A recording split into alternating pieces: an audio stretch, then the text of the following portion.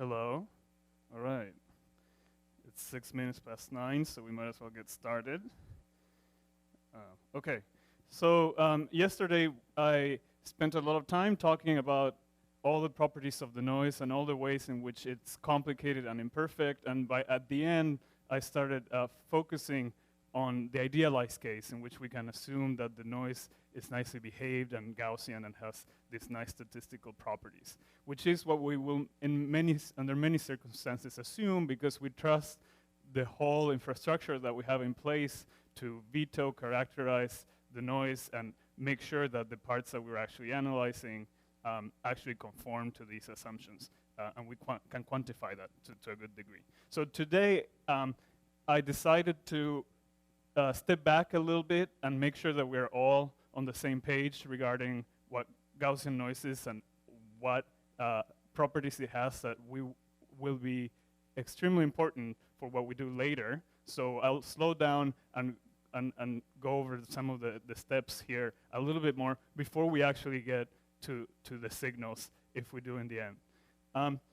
I understand yesterday maybe you had a little session on trying to get the data online. Did anyone actually go to the website and do stuff, or no? Did you guys?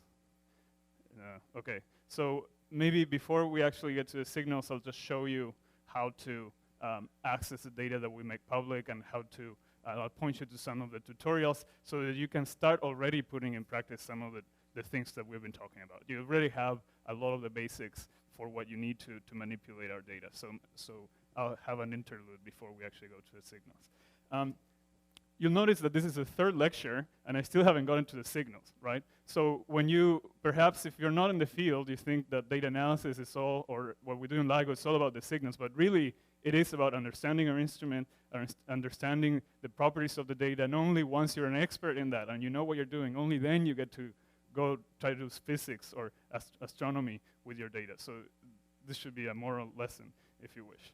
Anyways, so there was a question yesterday about that Ogilio asked me about what is this stuff up here. And I asked my friends at Caltech, and they're like, it's calibration lines that were moved. They used to be at 33 hertz, and now they moved them back here.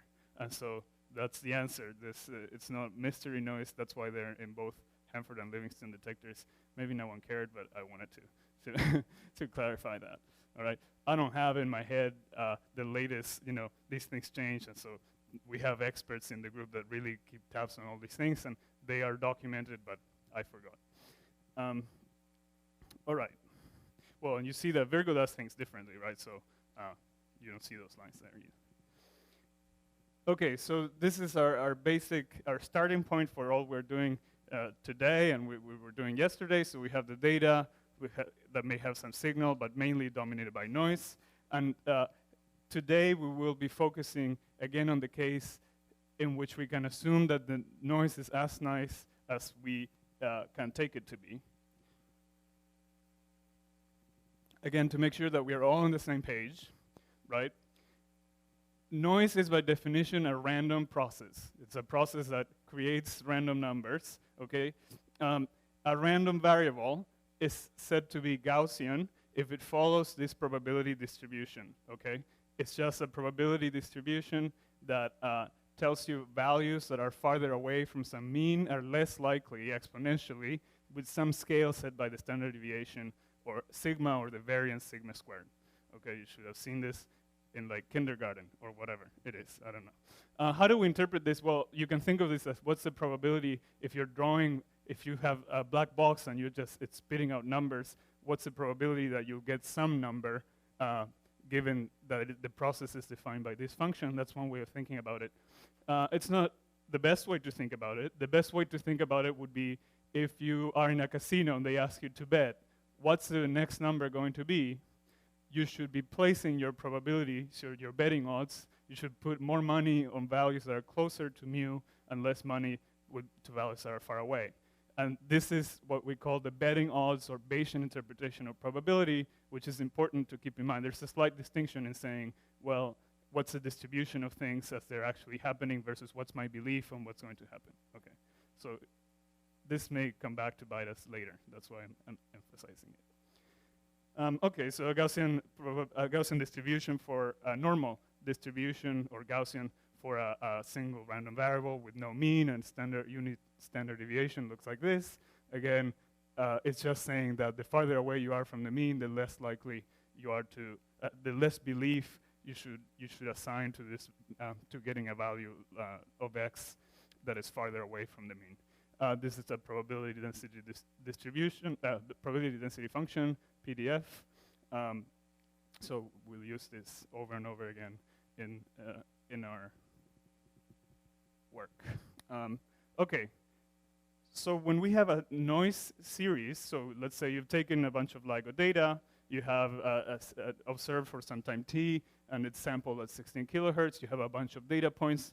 Well, the correct way to think about that, if there's no signal there and it's just Gaussian noise, is to say that each of the data points corresponds to a given random variable, right? So a random process is actually a collection of random variables. So you should be thinking about each data point as some unknown random variable, and you'll assign a belief to what you think that each of them, what's the value that each of these n's should take, right? So think of each of them as their own random variable.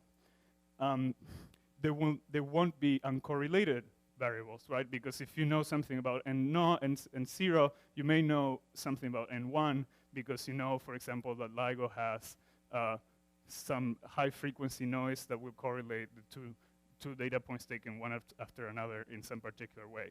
But there are still different random variables, just not independent ones. If the noise is Gaussian, this set of random variables will be described by a multivariate normal probability. So it's just a generalization of the probability density function I showed you earlier, except it will have, instead of one dimension, it will have n dimensions, where n is the number of data points in your set. Okay, so you have n variables, each of them is distributed in according to some probability density function like this, and then so the whole thing is described by the joint probability function, which is a multivariate normal probability distribution. So the way we write that down is a generalization of what the exponential expression that I showed you earlier. So you see e to the minus 1/2. And I should say this is proportional to, because there's some normalization here that I don't care about, right? The whole point is that a PDF should always integrate to 1, right? Because once you consider all the options, the outcome should be 100%. So you can normalize the probability function accordingly. But we don't usually care that much about the normalization. Anyway, so if you have n random variables, then the generic Gaussian multivariate likelihood will look like this inner product between the noise or the data vector weighted by this covariance matrix, which is a generalization of the variance that we had in one dimension. So if you had a process in 2 dimensions, so you just have 2 data points, you can use to visualize this plot from Wikipedia, okay? And so you have 2 variables along the 2 axes, and they're each described by some Gaussian probability function, but the 2 are not uncorrelated, right? There's some information here, right? If you know that this y variable is towards 4, then you know that the x variable is also likely to be higher. And so you see there's some correlation in this direction, for example, if that makes sense. That's information that gets encoded in this covariance matrix, right? So in the simplest case, the blue and the red curves are just 2 exponentials, 2 normals, and that are independent of each other. And then this thing in the center is just a circle, which means that you have, if you know something about x, you don't know anything about y, and vice versa. And in that case, this covariance matrix would just be zeros everywhere except along the diagonals, and the diagonals are just the variances of each of the 2 independent processes, right? So again, if you just have 1 dimension, then you just get the covariance, it's just sigma squared, right? Is this all making sense to you? Let me know if you want. I can speed up or slow down according to your needs. In this case, where you just have 2 dimensions, you can parameterize the off-diagonal terms in terms of, well, the individual standard deviations and some correlation parameter rho that can go between -1 and 1, which tells you that if rho is 0, then the variables are totally uncorrelated. If its absolute value is 1, they are maximally correlated. So basically, they're the same. Okay, whatever it is, Cij always has to be diagonal, right? Because it's symmetric, right? If I know something about, if something about x implies something about y, the other one is the opposite relation is also true. So even in higher dimensions, this will be a symmetric matrix. Okay, everyone with me? Math in the morning might not be the best thing for you, but it's good for the soul, so just work through it. Okay, stay up. So you can go have some coffee, we'll take a break. All right, so the next step is just to, okay, so this was valid just in general for any Gaussian process, and that includes processes that are evolving in time. But we can make the further assumption in our case, when we're looking at short stretches of data, that the properties of the noise are not changing. What does that mean? What does it mean short? Well, the noise is created by the instrument and its environment, right? So it can be the thermal motion of the surface of the mirrors and the coatings. It's just creating some fluctuation in the profile of the light, or it can be some shaking in the violin modes, or whatever it is, some physical process. And so that noise will be intrinsically related to the properties of the instrument at any given time. And as long as you're looking at times that are short with respect to the scale over which the instrument may change, right? Let's say, you know, the alignment of the optics may change over hours, or in slight, minute ways that may alter the specific kind of noise that you get in the instrument, or something might happen. There might be an earthquake somewhere half across the world, and then it shakes everything up, and the whole instrument's like a new instrument all of a sudden. As long as you're not in that situation, if you're looking at, say, a few 100 milliseconds or whatever, where you can be confident that your instrument's stable and the environment is stable, then it's reasonable to assume that the statistical properties of the noise are not changing, just because the physics of the instrument are not changing. Okay, so in that case, that means that the correlations between, so remember, I have a series of random variables, and each correspond to a point in time, because each of them is a data point that I've taken. Then the correlations between those points, if the process is stationary, by definition means that it only depends on the distance in time between the points, not where they were located, right? So if let's say I take a bunch of data points, right? These are my n's, n0, and whatever, n, okay? If the process is stationary, the correlation between 2 points, let's say in general, I and j, will depend on the distance between them in time, right? This axis is time. But it won't depend on where I place this interval, right?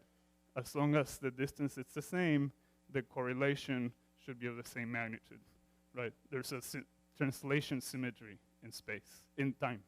Does that make sense? So if I look at shorter intervals, then yes, the correlation will be different, because points that are closer together are correlated by higher frequency noise, and points that are farther away are correlated by lower frequency noise. But it doesn't matter where in the data stream I'm looking at. So that's what this expression is saying, is that the correlation between 2 points indexed by I and j just depends on the distance between them in time, but you can write them in terms of the distance in indices, right? This is just the time j and the time I.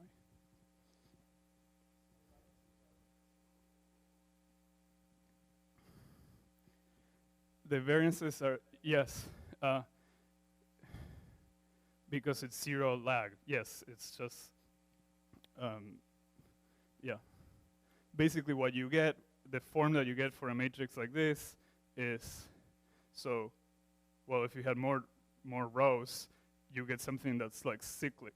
So it's the elements start, it's like rotating around. So let's say we have 3, it's easier to see in the, so if I have C, I, J,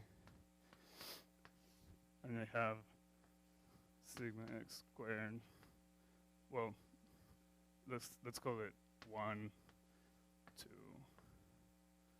well, what should I use? C, okay, C11, C12.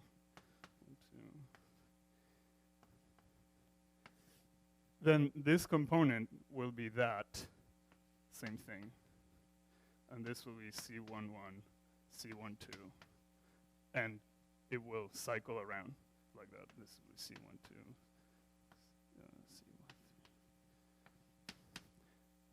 Because it should only depend on the difference. And it has to be symmetric. And this has a special name called Toeplitz kind of matrix, if you care. But yeah, that's right. I think it's, I never know. Is it Toeplitz or something like that? Anyways, it clearly has some nice symmetry properties, some nice symmetries that it's what we will be able to exploit. But the symmetry becomes manifest when you actually switch to the Fourier domain and you take a Fourier transform of this object, essentially. You take a Fourier transform of, so this is a covariance matrix. We call this the autocorrelation function. It doesn't matter, one of the rows. You take the Fourier transform of that, you will find that that corresponds to the power spectral density. And if you look at the statistical distribution of the Fourier domain noise, then it will be diagonal. So if I instead switch to I Fourier transform my noise data, and I look at what the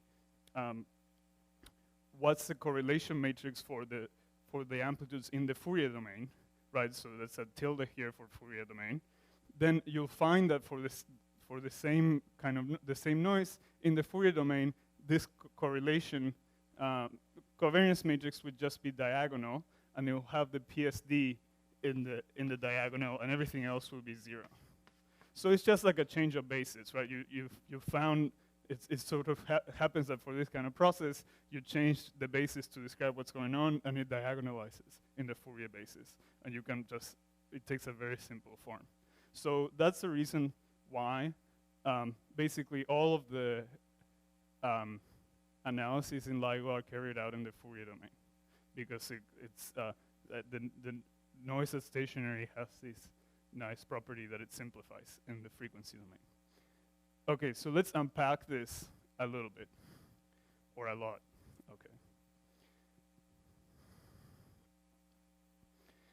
This is a way of defining what the power spectral density is, which, as we will see, is the square of the amplitude spectral density that I discussed last time. Okay, so this is math. So this is just a bunch of ways of writing the same exact thing in different ways that illuminate different aspects of it. So let's just, let's, do you approve? Okay, let's see. We can show that the PSD is actually, so we can show that this is true, and that the correlation between, the Fourier amplitudes, so I Fourier transform my noise n, that's the tilde, right? And then I have a function of frequency instead of time. And then I look at this, the square brackets mean expectation value. So what's the average that you should expect for this product of these two quantities? You take the conjugate because now it's complex and you want something real. But okay. So and then you find, and this is the same definition as for the C before, right? Except now in the Fourier domain. And then you'll find that there's a function that exists such that the correlation is 1/2 that function, and then it's diagonal. So you only get correlations for the same frequency. Okay, so let's show this. Okay, so first we have, by definition, I'm going to define the correlation between the noise. Sometimes I put the n to remind us that it's the noise, but then I forget, so whatever. The correlation between the noise at frequency 1 and some frequency and some f prime, another frequency f prime. I define that to be, right, the expectation value, which is what these angle brackets denote,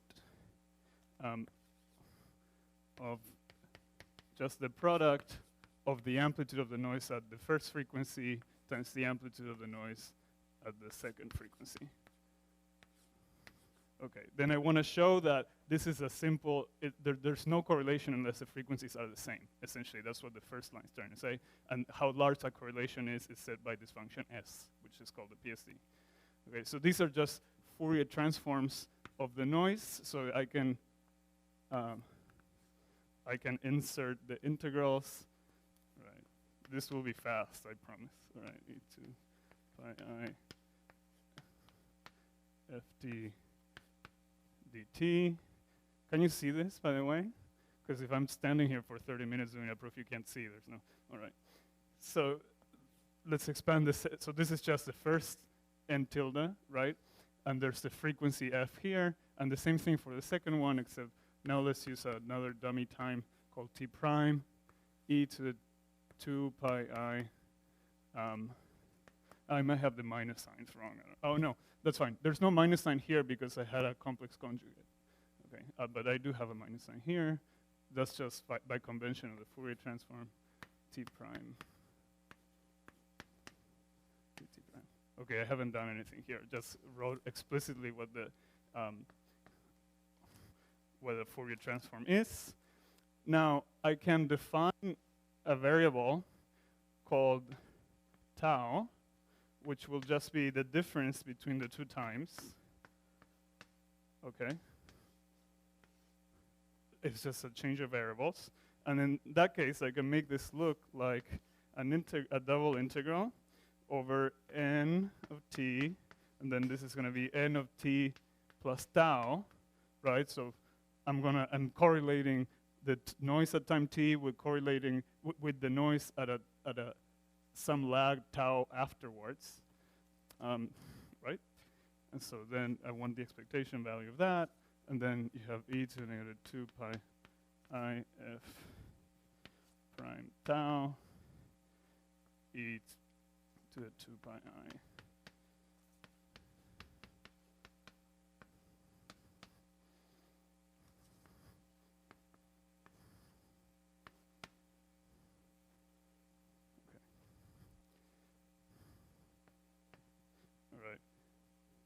So now I have an integral over the overall time and an integral over the lag between the 2 points tau. Okay. The integral over t, sorry. So right. This should be yeah, that's right. So I can carry out the integral over t, and I just get a delta function between the frequencies. F prime. Oh, because there's an assumption here. Remember that it's stationary.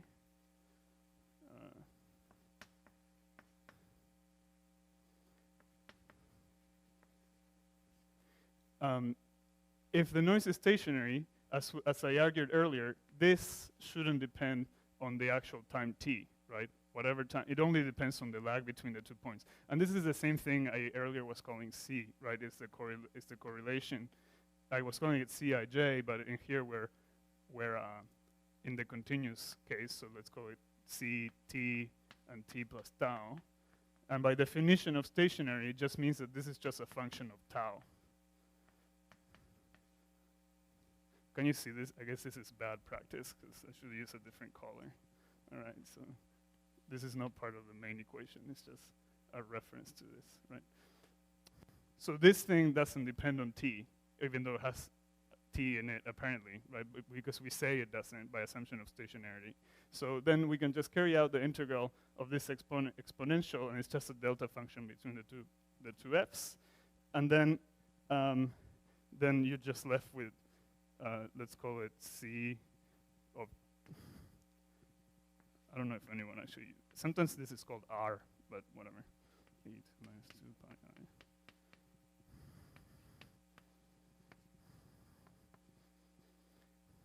Okay, so you already see that we've shown that stationarity means that the correlation between the noise at two different frequencies will only be non-zero if the frequency is the same. So this matrix will be diagonal. It means that the independent frequency components of the noise are, the different components of the noise in the frequency domain are independent because of this delta function. And then you have this term, and that's where that Wiener-Kirchner whatever theorem says that you can define a nice function called the PSD that will have this value, and you can write this as f minus f prime. Okay. Right, so essentially it's just the fact that if you assume stationarity, then the correlation between the noise in the time domain doesn't depend on tau, and so this tau, the t falls out. You get a delta function here, and that tells you that this thing should be diagonal. Yeah.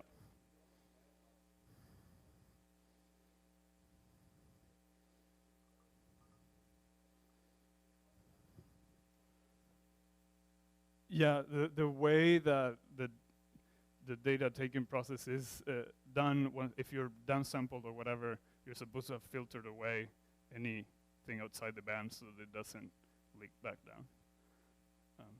But yeah, I mean, I've done here in the ideal case where, you know, these integrals are from infinity to infinity. In reality, there's a, well, that's my next slide. In reality, there's a band-limited version of this in which you only have resolution between some f min and f max, and between some, you only have resolution delta t and delta f.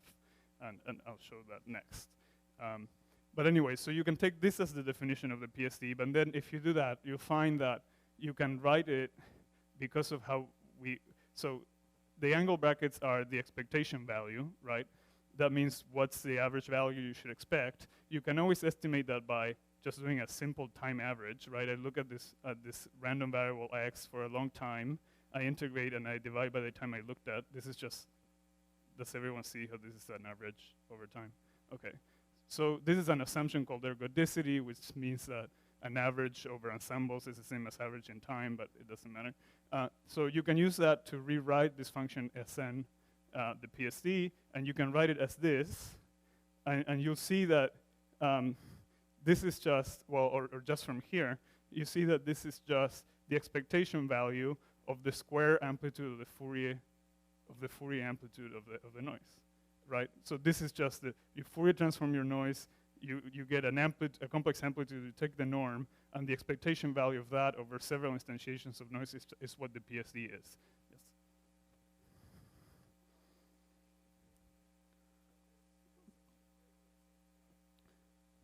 Yeah. It breaks in different ways. So I'll mention some cases, but okay, it can break because perhaps you're analyzing a signal that's very long in the time scale of the instrument, and so the Gaussian properties are changing. But that would have to be, I don't think we're still in that regime yet. The signals we see are at most, you know. Yes, you would do the analysis in a different way. You would, for example, split it up into chunks over which you can assume it's stationary. We have other searches, like searches for continuous waves that are on all the time. In that case, of course, you can't assume this noise is stationary throughout the whole observation. So we have techniques, so effectively what you do is just chop it up into smaller chunks over which you can estimate the properties.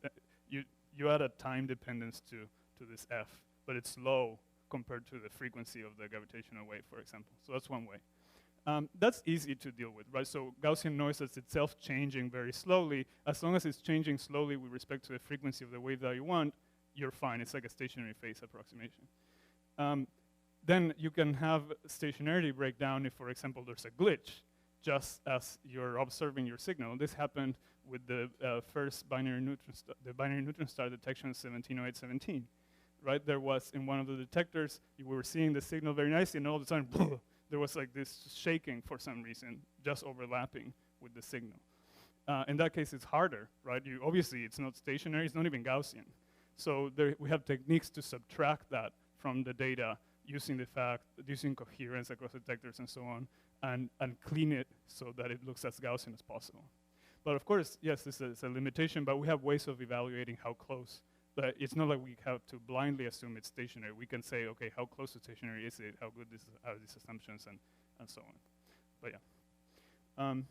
Okay, so let me, and other questions immediately? Yeah.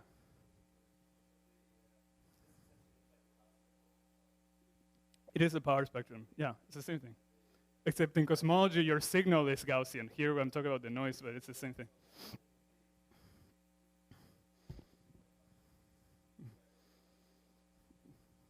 I don't think so.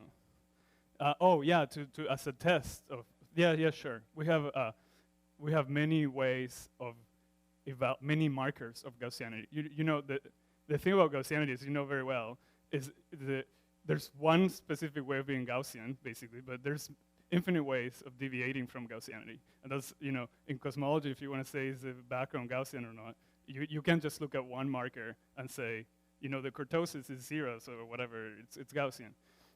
But yes, we compute those things. We compute many other things, Bayes factors. Perhaps tomorrow I can mention a few of those if you're interested.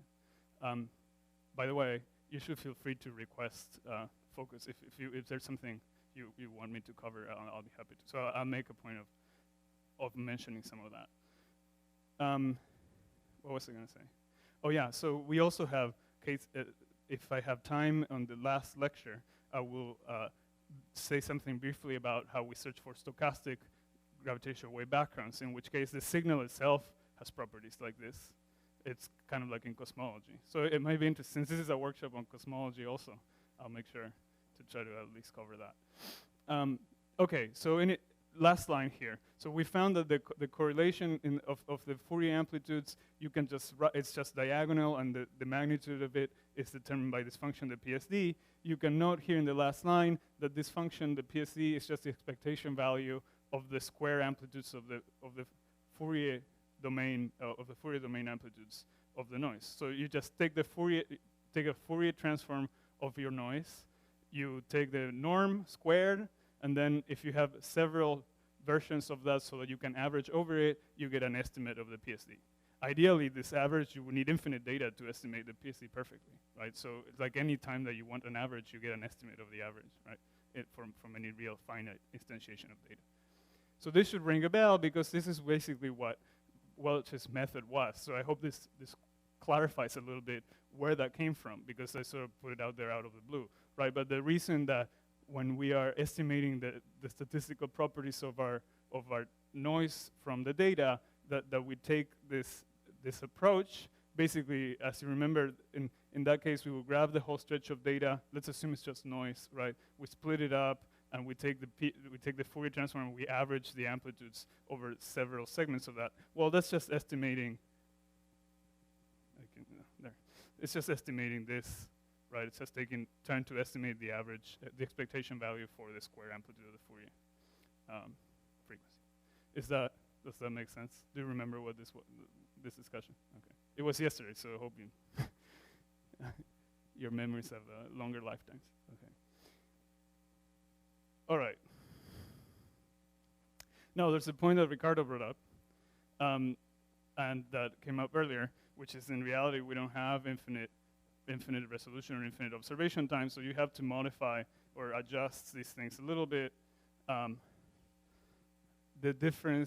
The main difference here is that when you, instead of getting a delta function, this integral over time here, instead of being, I am assuming here it was going from negative infinity to infinity, in reality we'll go from t over 2 over to t minus t over 2 to t over 2, where big T is the observation time you're observing over. So you don't get exactly a delta function here. You get something that we denote like this, a delta sub t. It's like an approximate delta function. Does that make sense? Because you don't actually have infinite. Were you raising your hand? Yeah.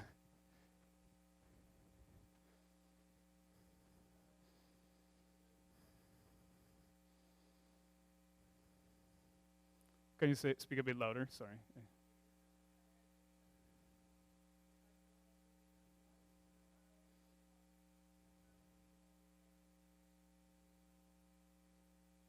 we're trying to estimate the properties of the noise. There's no signal here.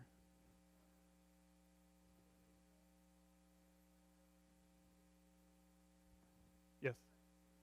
No, this is, I mean, you could do it for the signal, but the signal is not a stochastic process. The signal has a well-defined, so all of these, if you did this for the signal, you'd be wrong. Okay. No, I mean, we did for the data over a period of time over which we don't expect a signal to be there.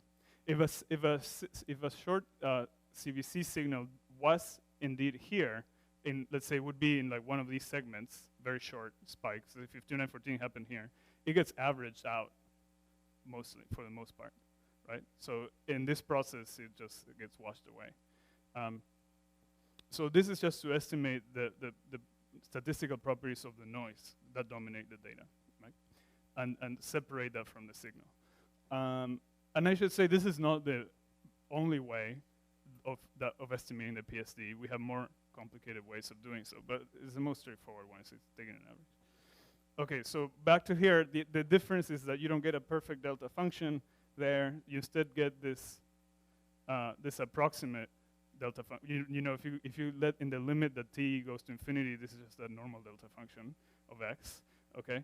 But if it's not infinity, you actually can compute this integral, and it's something that if the argument goes to 0, it doesn't go to infinity, it goes to t, okay? Doesn't make sense. So as x goes to 0, this delta t function goes to the big T, okay? So you can see here that as the frequencies get arbitrarily close to each other, this term doesn't go to 1, it goes to t, and this is the t that Ricardo brought up yesterday. So I just wanted to clarify where that comes in. And it's what shows up if so this, I'm still in the continuum limit. If I take discrete samples, then this becomes C tilde ij, right, between frequency I and frequency j, and this is Fi, and then T is just 1 over, remember that the frequency resolution is 1 over T, and so that's where that comes in here. Okay, so after all of this, and we convince ourselves that the correlation, the covariance matrix of the Fourier domain noise is diagonal and it's given by the PSD, go back to why were we doing this in the first place, right? And it was just because the probability, we wanted to write the probability of having some noise given some statistical properties. And if I Fourier transform this expression, what I will get is that I can write it in terms of there. The probability of my noise, if I assume it's Gaussian with a PSD-S, is just going to be the sum over, so it's ni because it's diagonal, right, the delta function. And then, what was I saying? Oh yeah, so divided by the PSD, and then you get this delta F for the frequency resolution that comes from this thing. Does this make sense to you? I want to estimate the probability of getting some Gaussian noise, right? And I can write that in the Fourier domains in terms of the Fourier components of that noise and weighted by the PSD. This, as you see, is just an inner product between the noise vector with itself, right? So we can generalize this term here and define the inner product between x, some data, some time series or frequency series x and y as 4 times the real part of this integral, which is just, as you see, it's just a regular inner product, except it has a measure defined by the power spectral density of the noise. And this should look just like a Gaussian to you, essentially, where this takes the role of the variance, right? And this is it's like the distance between x and y. Okay, let's see that a little bit more. But the point is that you're weighting this term by the sensitivity of the instrument, as I mentioned yesterday. So frequencies for which we're more sensitive have a lower PSD-S, and so this number is larger. And for frequencies where there's a lot of noise and this is a large function, we don't count that much in the inner product.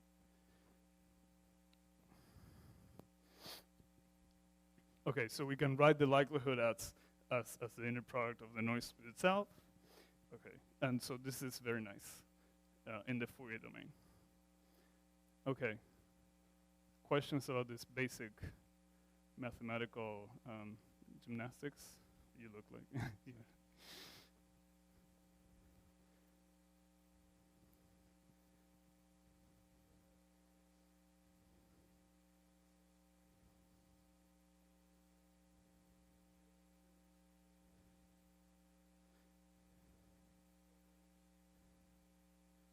Uh-huh. Yeah, so let's look at that now. So imagine there's actually a signal in the noise. Now let's put back h in there, whatever that h is. It's some function of t, or frequency. It's h of t, right? And it happens, if it's a compact binary signal, it's a short signal, whatever. But now your data are h plus n, not just n anymore.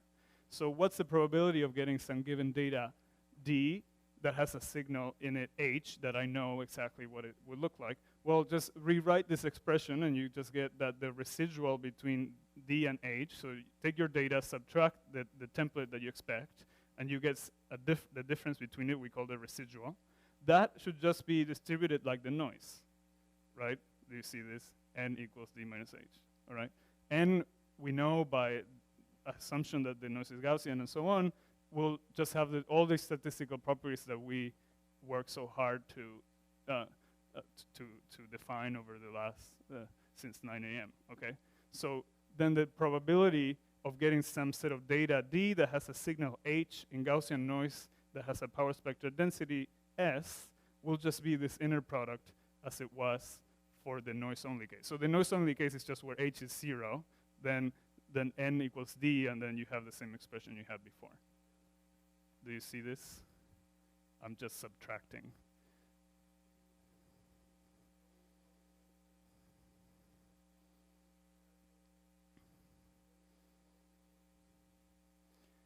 Yes, so in this case, I'm saying I want to know what the probability of the data containing a specific h that I have a model for, right? So I know I want some specific h of t.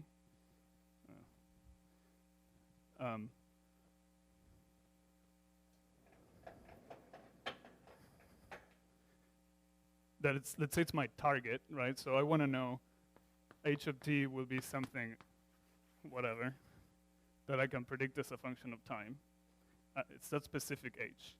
So, and I have some data that's noisy, and so what's the probability of the data containing that signal h and having Gaussian noise s? Okay, the likelihood rather, it's this quantity p of the data given this assumption, and it will be this nice normal, multi-normal distribution again, multivariate normal. We call this kind of probability where we have the data conditional on some model of the signal and some understanding of the noise, the likelihood.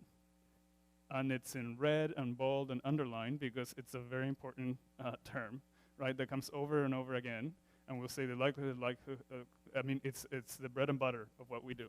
Okay, and we use some curly L symbol to denote the likelihood, but it just stands for this, right? It's just a shorthand for this probability. Yes?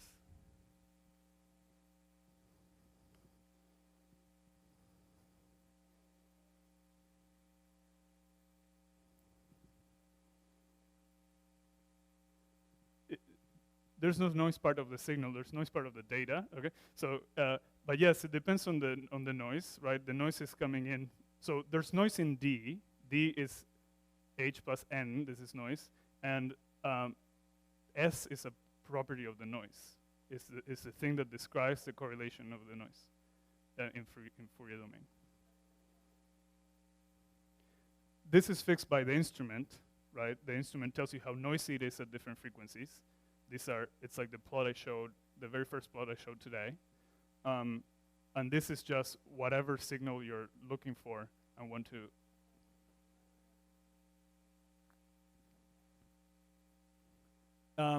If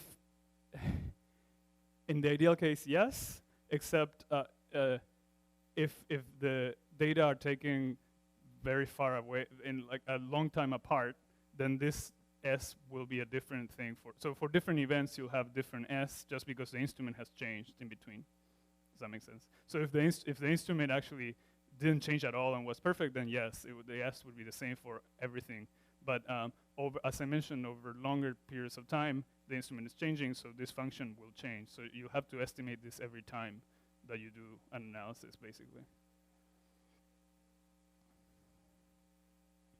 Well, the simplest way is, let's say, I think there's a signal at this time t0. I know the signal's short. It's only, whatever, 200 milliseconds. I'll go 1 second before that, and I'll look at the noise there. And I'll assume that over a period of minutes, seconds, the noise doesn't change.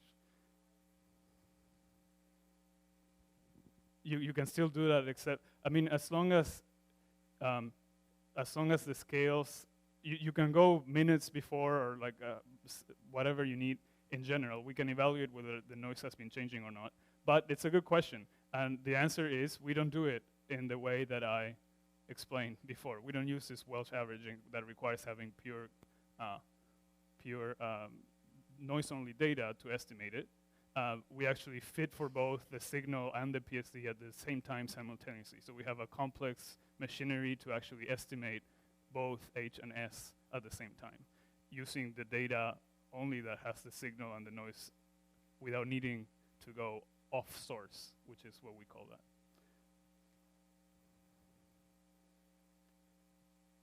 I will discuss how we do it for several waveforms tomorrow. For now, I need you to understand what happens when you know exactly what waveform you want. Okay. So that part of parameter estimation will be allowing these things to change.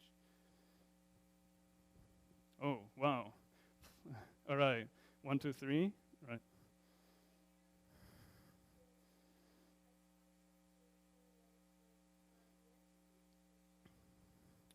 Yes. Look it up. I don't remember how, but yes. Yes, there's some information content that you can extract of your from your signal, and then it's determined by S and then the noise. I don't know.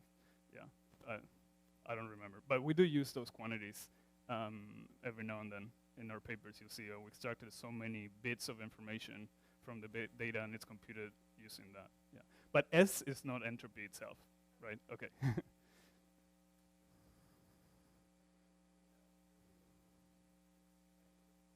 Yeah. Yes, tomorrow we're doing that.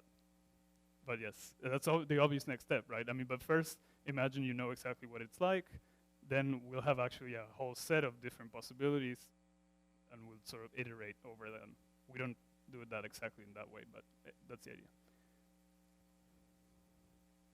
Sorry, speak. Yeah. Yeah. So for a signal, for a, if we're searching for a compact binary signal, a short signal, then, and you have a very loud stochastic gravitational wave background, that will act as noise to you in the search for the compact binary signal in much the same way as instrumental noise does.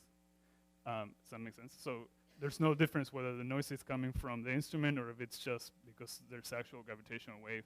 I mean, it's actually if it's actually worse. If the noise was dominated by the stochastic background, it's even worse because it shows up in all the detectors at the same time. Whereas this S is, if it's instrumental, it's just separate for each detector, and it allows us to see the signal better.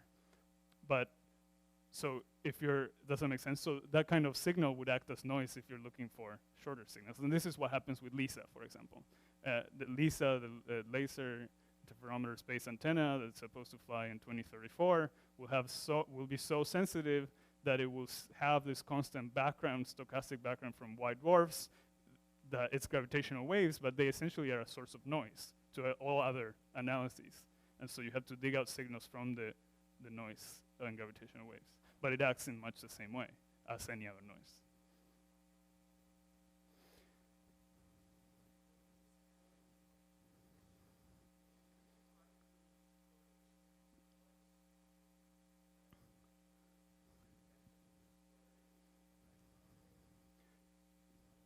I mean, the whole detection technique for stochastic backgrounds will rely on the correlations, on the fact that we expect instrumental or environmental noise to be uncorrelated for the most part, but correlated noise in all detectors would be associated to a gravitational wave.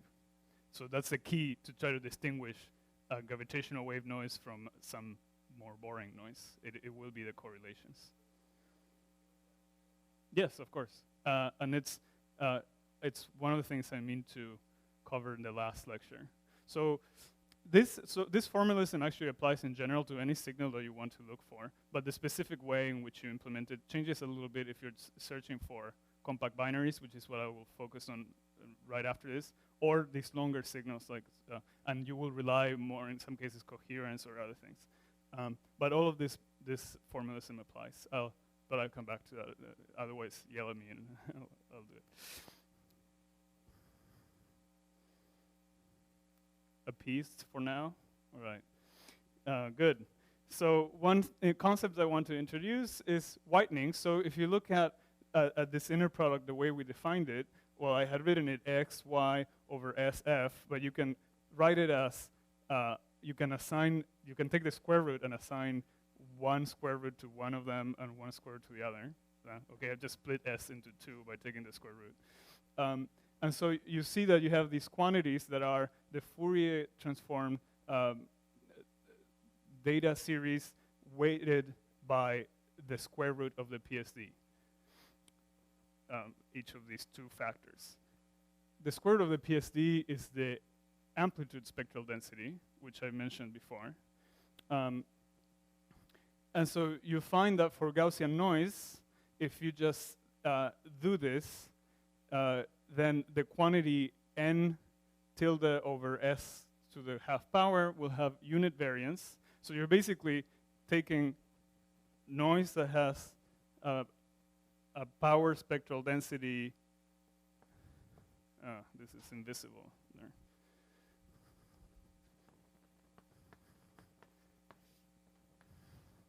That's like this, like in LIGO, right? There's a calibration line that I forgot, the 60 hertz line, whatever. And so you have frequency here. And then you have some noise that is distributed according to this, right? So if you took the Fourier transform of the noise, it would roughly follow this curve, okay? Then if you divide by the PSD, you go from that to something that's flat.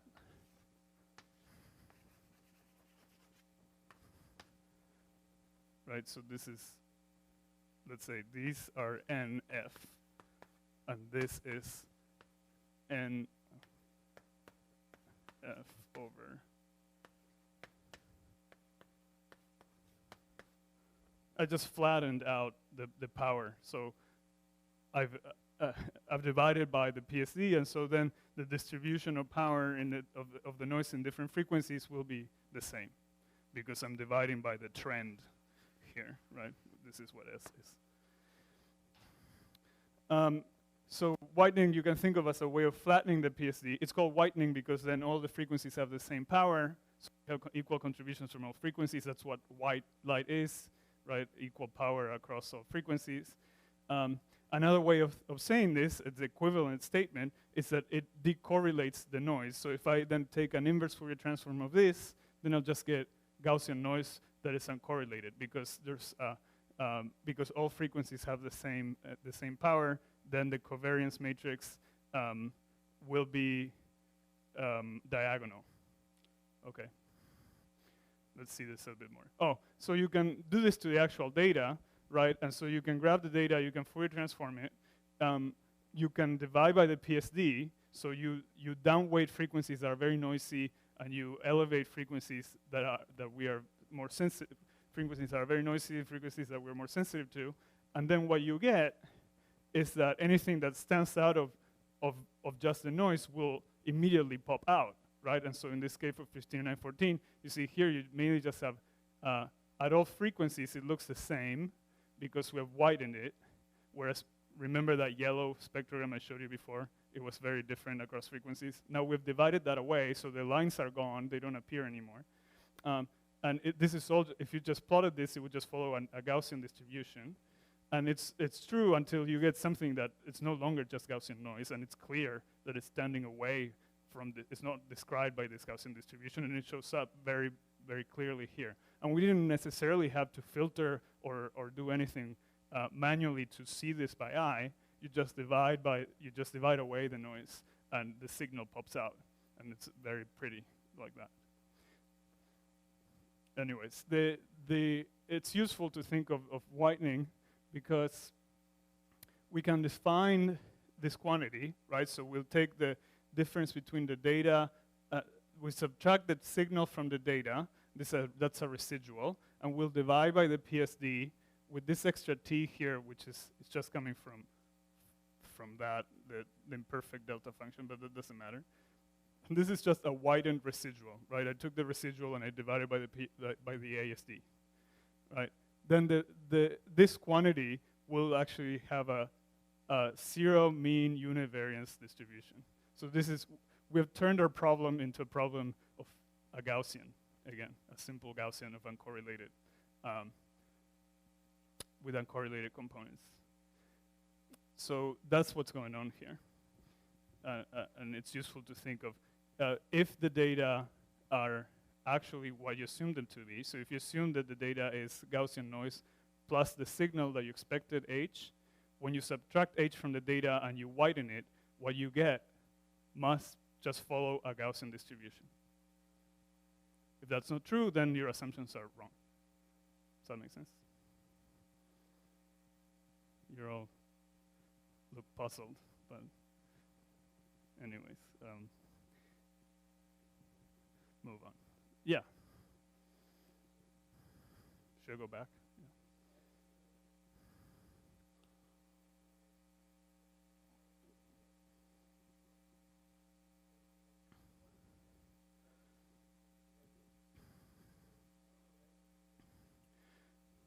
Well, first, let's assume that the data are not, the instrument is not changing. Let's say over a day, it stays pretty much the same. I can go and look at some arbitrary time where I know there isn't a signal, and I can estimate what S is. Then a signal comes by at a later time, but I know that the properties of the noise haven't changed. So I can use my estimate of the PSD from an off-source, we call it off-source region. So we go to a time where there's no signal to estimate the PSD, but this is related to the question asked earlier. So that's the simplest case, right? In reality, you can simultaneously estimate the signal and the noise from a given stretch of data that has both. We're using more complicated techniques. But you don't really need to do that in most cases. Yes. We release the data, we release the templates mostly, in some cases, but we release the S, which you could also compute from the data yourself.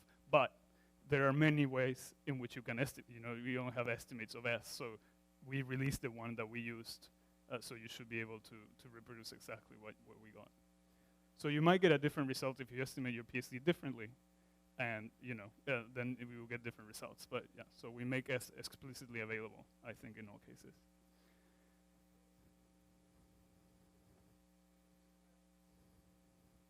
This? It's just indexing the different data points. So here I've used an arrow to indicate you have a time series, right? So here and before, the I and J's are just indexing. I take data over a period of time. I have a bunch of data points. For each of them, I take the difference, right? And I is just indexing which. It's like indexing the time, for example, but in the discrete case. Does that make sense? So then it should be apparent to you that this is just a Gaussian, right? It has x squared minus 1/2, and then the variance is 1, and so that's where this is.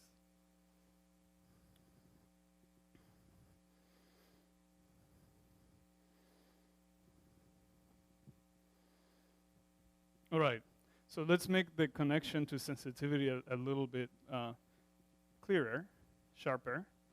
To quantify how sensitive the detector is to a given template signal h, so we're still talking about a single h of t, right? So I get sloppy sometimes, and I don't add the arrow on top. But when you just see h without an index, it's meant to stand for the full the full series. So it's a vector, right? So here this would be n. Right? It's the whole set of data. Defines a vector. It's an big n dimensional space. And sometimes I don't write the arrow, but it means the full data series. Okay. Is that clear to everyone? If it's not, then there's no point in going on. Okay. I should say the other way around. Is everyone confused? Okay. Gotta get my pedagogy right. All right, so we define this quantity, the optimal SNR, as the inner product, as the square root of the inner product of the signal of the template with itself, right? With the inner product defined in the noise-weighted way that I showed before, right?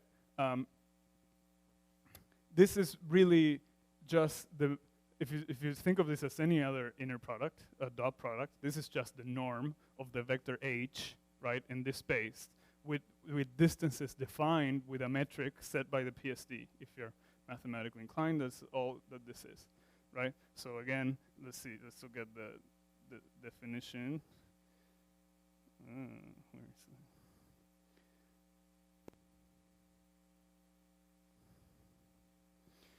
it? So again, it's an inner so if you didn't have the S here, it would be like a regular inner product between two functions or between two vectors. You have the S, that this sets the metric in the space of signals, right? So it sets what it sets a scale for what being close or far apart means, right? Weighted by this PSD.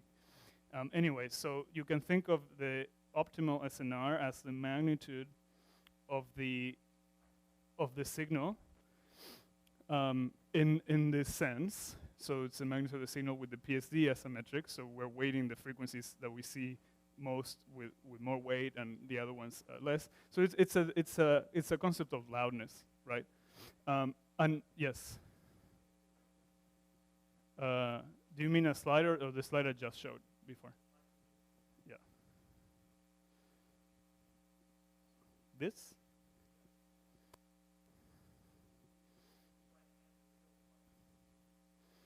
No, I don't think you need to. I think sometimes people don't. Yeah, I don't know. They don't. Well, let's see. If these two things are arbitrary functions, this in general will not be real. I guess that's the reason. If it's a function, if it's x with x, then yeah. But in general, no. Yes, it tells you about the alignment, the defacing between x and y. So if you just take the norm, it's like the angle between them or something. It gets used for searches. It's called the complex. The complex SNR, complex value. If you in some cases we allow this to be complex, and it's just to keep information about the relative alignment between the two. Maybe I'll mention that when we talk about the searches. But for the purpose of for our purposes for now, let's just keep it real. And then this will be, so we define this quantity rho. This is a different rho than the rho before. So we use SNR or rho to mean the signal to noise ratio. Okay, and this is optimal because you have the signal with the signal. So it's what you would get if the data was exactly the signal, I guess, with or a very loud signal where there's almost no noise. So that's why it's optimal. And it represents roughly the number of signals that this signal stands above the noise floor defined by the PSD, right? So a signal that, can you see this? Yeah. So a signal that says, that say has a shape like this, okay? It's for most of the frequency band is orders of magnitude, well, if this is log scale, above the noise floor, so it's much louder than the noise. For a lot of the frequencies that we're looking at, they will have a large optimal SNR, right? A signal that's like this will have a very low SNR because the noise overwhelms the signal for most of the frequency band. So it's a way of quantifying how many sigmas away the signal stands above the noise, if you wish. If you have a network of detectors, you can define and we'll see where this comes from. You can define an equivalent network SNR by adding them for different detectors in quadrature. Okay, we also have a similar quantity called the, why, you never do what I want, all right. There, oh, yeah. Yeah, a similar quantity called the match filter SNR, in which case we don't take the inner product of the template with itself, but with the template and the data. That's the difference, right? And we call this inner product we define it, we call this a match filter. This is the definition, when we will say match filter all the time, this is what it means. And see, you're comparing the overlap between the signal and the data, weighted by the sensitivity, instead of just the norm of the signal. It's a way of evaluating the distance. So how similar the H and D are to each other, as seen by the detector, right? This is what this is. So maybe it's helpful. Yeah. Sorry, say it again.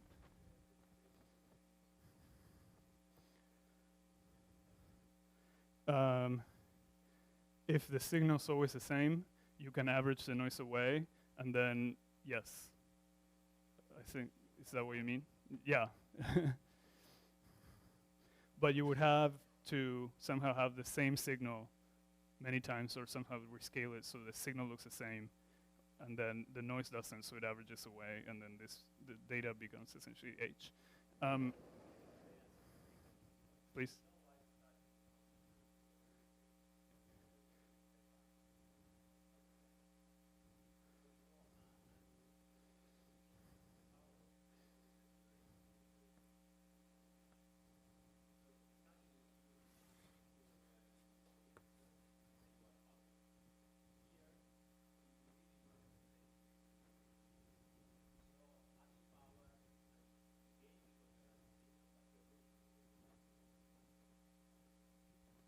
Yeah, I don't like stacking. All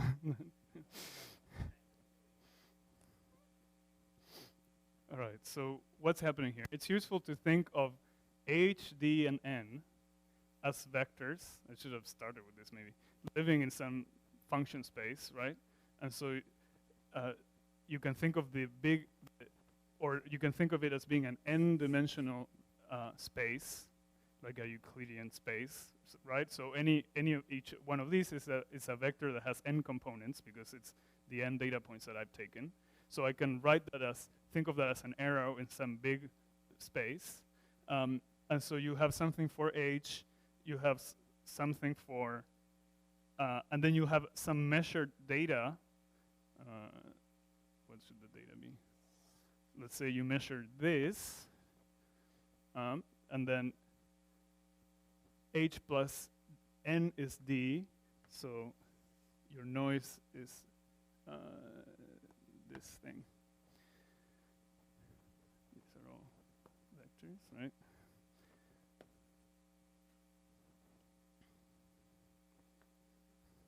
Okay, so this is a very, very useful picture. So in this n-dimensional signal space, as before, D equals H plus N.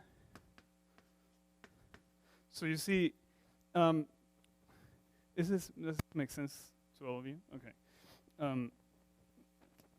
You see that if there was no noise, the data would be equal to the signal, and you would have a maximum overlap between these two vectors, defined by an inner product in this way. So the PSD defines an inner product in this n-dimensional space.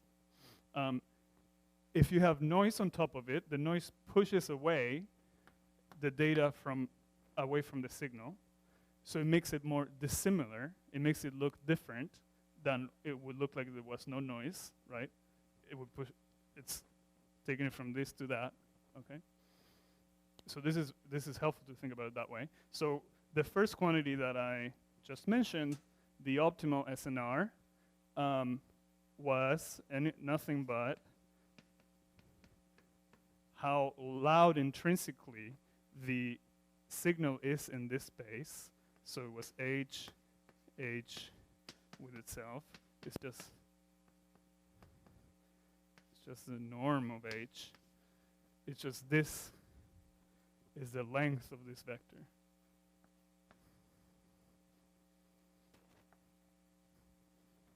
Right? The second quantity, MF, is the overlap, the dot product between H and D. It's just this projection. Well,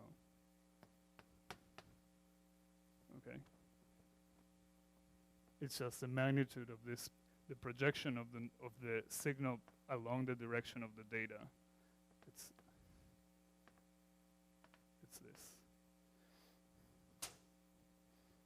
So if there's no noise, the data and the signal are the same. There's the overlap. The overlap is maximal, and it's equal to the norm of the signal. The noise pushes away the data from the signal, and so there will no longer be equal, and there will be some overlap. Okay, and then this thing is Gaussian.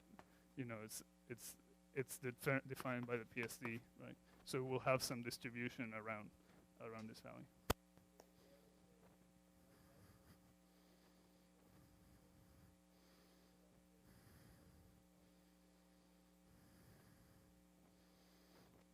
Yeah, I guess that's a way to think about it.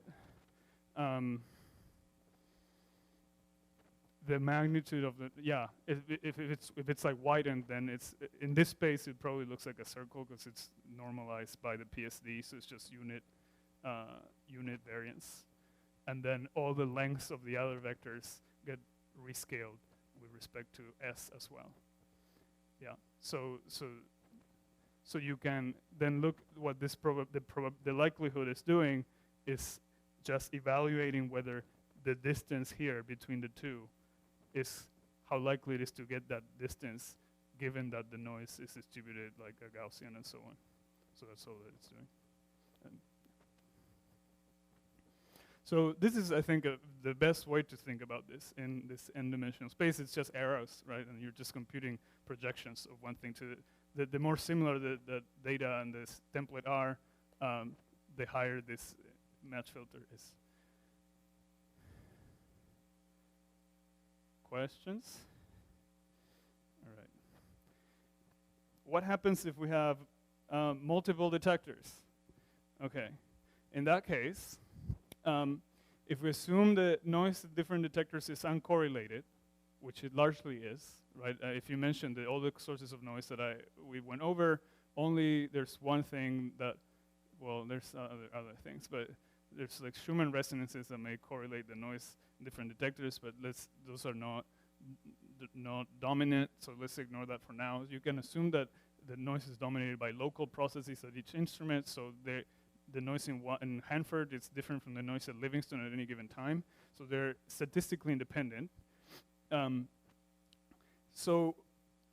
When you have two sets of data from different detectors, then those are just independent random variables, the noise in them is. And so you can just, when you have independent variables, statistically speaking, that means that the probabilities factor, right? The joint probability of data from Hanford and data for Livingston is just the product of the individual probabilities computed separately. This is what statistical independence means, right? So there's no cross terms here.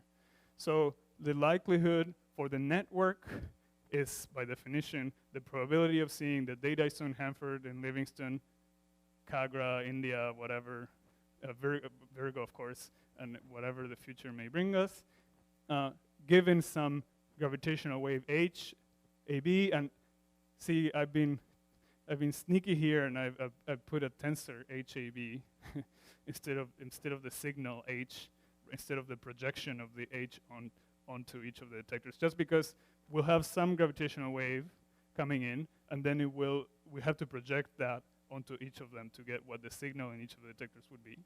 Okay, we'll think about that a little bit. And then the PSD of the noise at each of the detectors, right?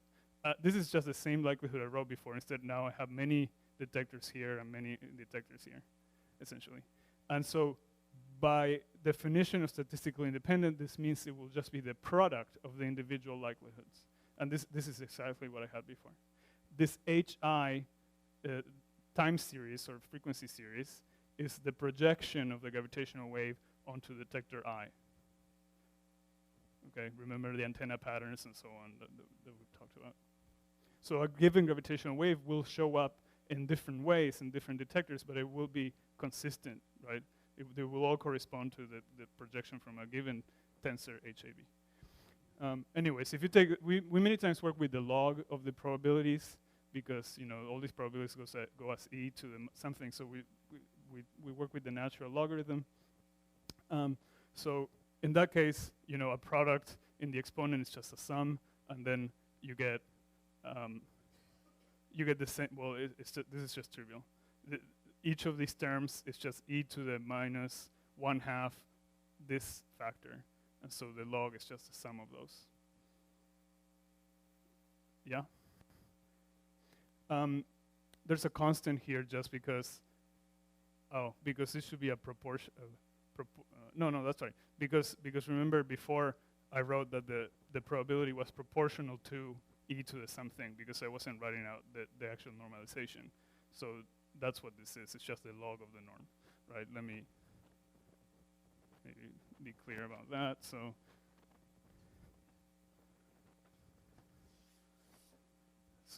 what was I saying? Oh, yeah. So I had written that the likelihood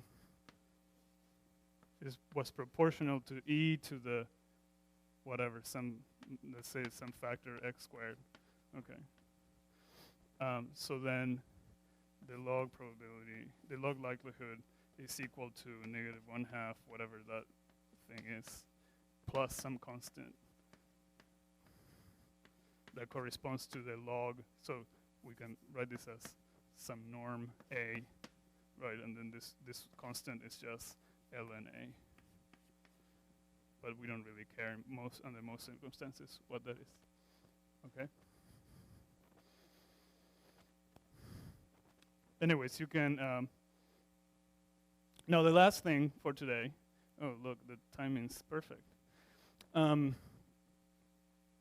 Is we can write the likelihood in terms of the SNR, which will end up to be being useful. So for a single detector, you know, we have found that, well, the way we wrote it before, the log likelihood was.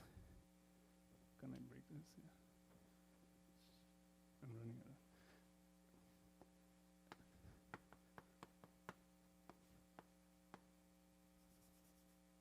out. I don't have space. All right. Here.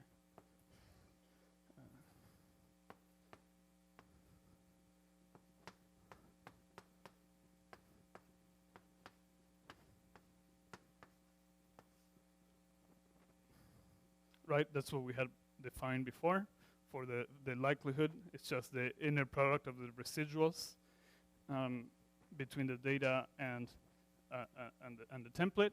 I can just expand this. This is the inner product is linear, right? So I just expand the factors. Does that make sense? I'm just doing D, D, D, H, H, D, and I get these terms. Okay. And there's a -1/2 up front, so whatever. Oh, there's a typo here. So the second one should be. You can fix it. Look at that.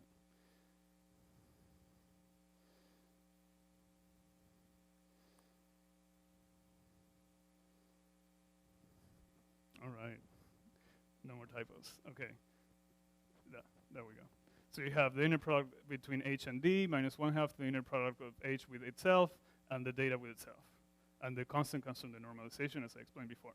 So this is just the match filter SNR squared minus 1/2 the optimal SNR squared plus some constant where I've absorbed this last term into the constant because it doesn't depend on age. So in a lot of the analyses that we're looking at some given stretch of data, we don't really care. This is just an overall normalization. Because we will be varying the age and trying out different ages for some data, we don't really care about the second term. Okay, if you have several detectors, this is just the likelihoods, the product of the individual probabilities. So the log likelihood's the sum, and so you can write it this way, and you have a sum over match filter SNR at each of the detectors minus 1/2 the optimal SNR for each of the detectors, some constant, and so we define these to be the network SNR, the equivalent SNR over a network, and that's where that definition came from. Okay, this is, I think, enough for today. Do we have questions in general? Otherwise, I'll take the last 3 minutes to show you how to navigate the LIGO gravitational wave website, and then we'll start with signals. I promise this time for real. First thing tomorrow. We'll stop talking about noise, right? Questions about this? Or anything, well, related? Okay. Yes?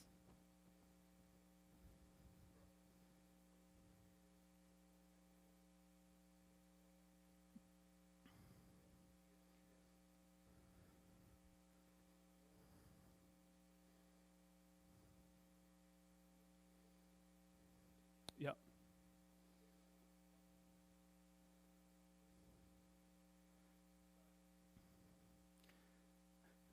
No, because you are doing it both to the data and the signal, right? So all you're doing is saying, you know, the signal has components over, let's say I start with a signal that happens to look like this in the frequency domain, right? This is frequency, and this is the amplitude of the Fourier amplitude, okay, the white line. Just assume for now that it looks like this. This is what our signals will actually look like. So it has components for a broad range of frequencies all over the place, right? But I only really care about the frequencies that I can see, right? For frequencies above these, over here and over here, the noise is so loud that if the signal's in there, I won't be able to see it anyways, right? So here, this is my noise, the orange curve, and my signal's all the way down here. So it will be in the data, you'll just see noise at these frequencies because it's orders of magnitude louder than the signal. So all that the whitening is doing is saying, I'm not gonna worry about these frequencies at all. I'm gonna downweight them in my likelihood computation. I'm gonna say these matter very little. So essentially, I'm not counting them in the inner product. And then I'm giving more weight to these signals that I know the instrument has more sensitivity over, as defined by this PSD, which sets the scale here, right? So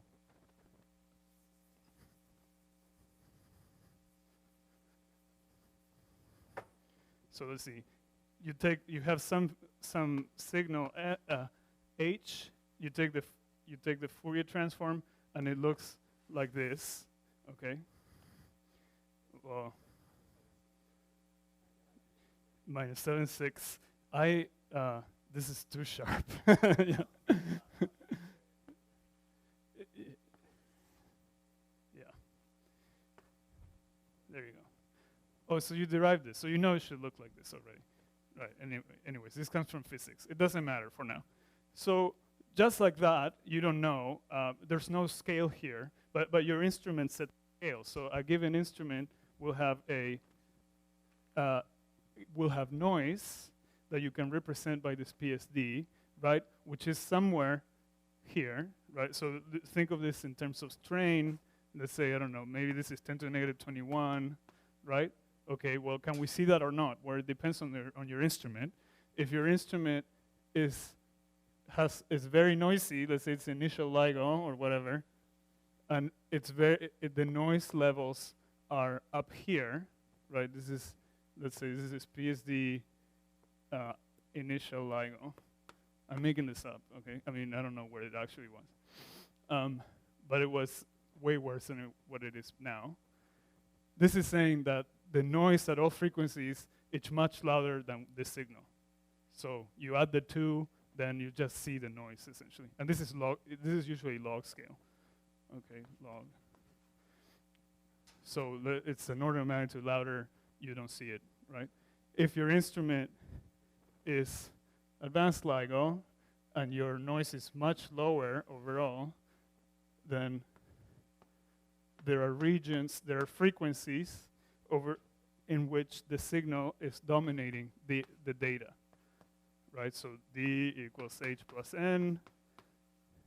In these regions, N is very small, so you're seeing the H very clearly. So all that the whitening is doing, but that's not true at all frequencies, right? So all the whitening is doing is saying we are going to discount things for frequencies over which the noise is higher and give more weight to the parts that we should be able to see. So this is clarify things a little bit. Here he is to kick me out. So if you have questions, I'll be around, and we'll start with